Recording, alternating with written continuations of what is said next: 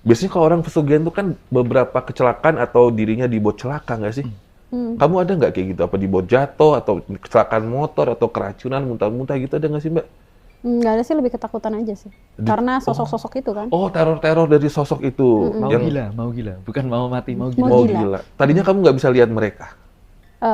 Karena ya tadi yang aku bilang dari keluargaku tuh Oh, jadi memang dia ada bisa rasa lihat. sensitif tuh ada, tapi kalau dibilang bisa banget enggak sensitif ya. Ini sosok-sosok yang bikin gila tuh kayak apa aja bentukannya? Yang terakhir yang bikin saya takut banget itu sosok kakek-kakek, cuman kepalanya aja berjubah, wajahnya itu kulit dan tengkorak. Udah itu. Sosok itu yang paling serem menurut saya. Tuh ya, gak usah ya pesugihan-pesugihan ya. Daripada pesugihan